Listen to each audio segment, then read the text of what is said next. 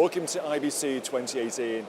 I'm Joe O'Halloran, Editor-in-Chief of Rapid TV News, and I'm here with Andy Shenkler, Chief Product Officer of Deluxe. Welcome to our videos, Andy. Thank you for having me. Now, massively busy IBC. It's great to see. How's your year been? Is this a reflection of the industry being busy? I think it is. I think it's almost a reflection of a resurgence somewhat in the industry. We've seen over the last 5 or 6 years a little bit of softness and waning, especially in certain technologies. Everybody had been very focused on whether they should go to the cloud or not go to the cloud. We seem to have broken past that decision point, and now it's, okay, now that you're in the cloud, what next? Yeah. Now, one thing that has been on the cloud has been online video and live events. Now, not necessarily, strictly speaking, to business, but what it's meant is like a whole lot of services that are on the cloud, online, alive. And we've seen 1 or 2 issues and failures this year. Do you think there's just a whole lot of complexity given the point of view of management?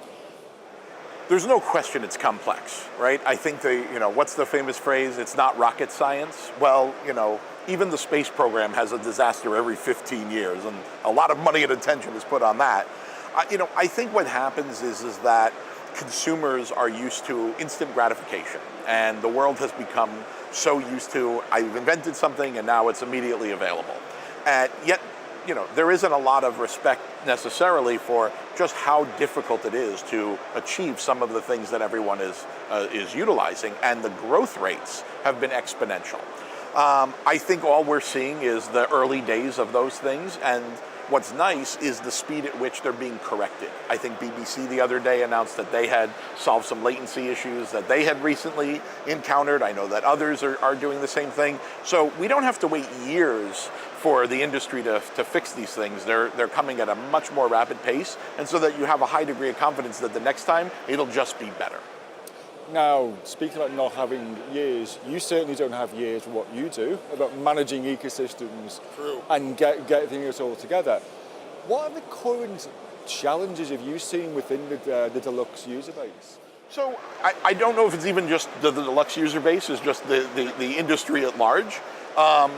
Everything starts with a perspective of having a really normalized inventory, having everything, in a manner where it's really descriptive, so that you can do things like automation, so that you can get kind of the economy of scale out of it.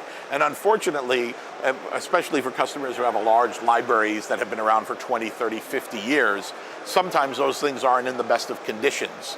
And there hadn't been ROI in the past. Right? And so because there wasn't an ROI to clean up an archive, maintain a particular environment, we're now struggling with wanting to do things to monetize those things, being able to do new opportunities that come out of it. But there's a lot of heavy lifting, kind of clean up your room, do your homework before you can go out and play. And that's really what we're all kind of facing right now. So we spend a lot of energy building out tools and working with our clients to make that as simple as possible, so that we can start to benefit from all of the things that are available.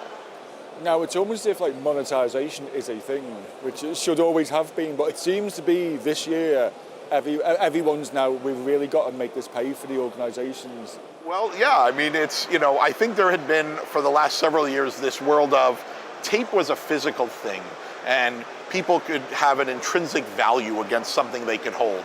And digital didn't really have a value to it. I think people would confuse, oh, I sent a file by email and it just showed up. And it's like, well, that wasn't quite 100 gigabytes. There's a lot more to it than that. And now that the world has really transitioned to being primarily digital, they're starting to realize that the costs of doing this are a lot bigger than they had realized originally.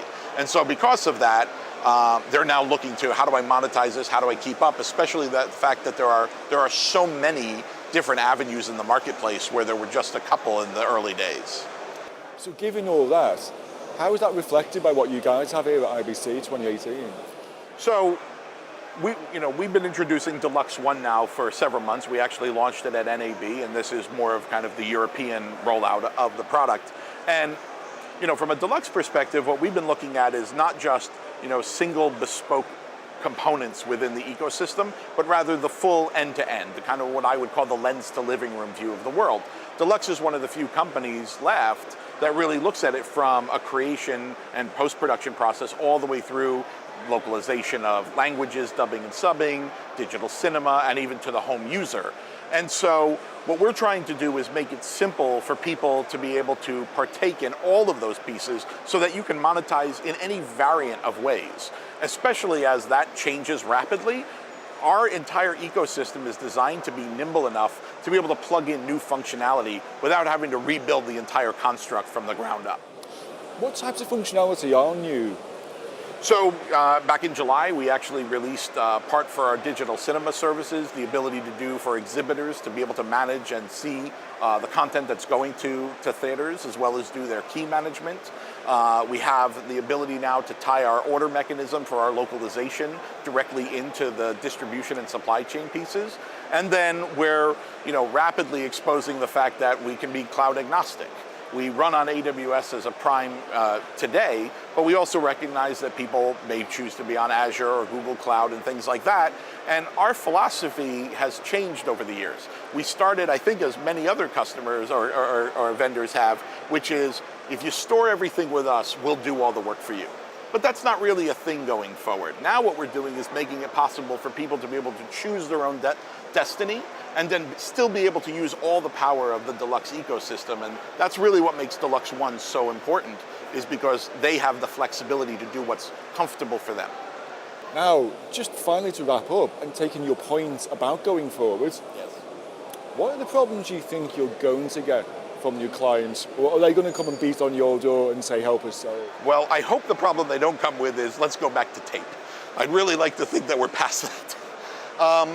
I think what's going to happen is that now that we've made it to predominantly everyone being okay with the cloud, they really want to make use of all the power of the cloud. And I think a lot of them may not know exactly how to do that. And so we really need to be ready to be able to help them through that, almost in a consultative way. A lot of virtualization of workflows is really kind of a key thing. I think we've seen that a lot here at this conference, especially when you start getting into things like visual effects, editing, and some of the heavy lifting 4K flows.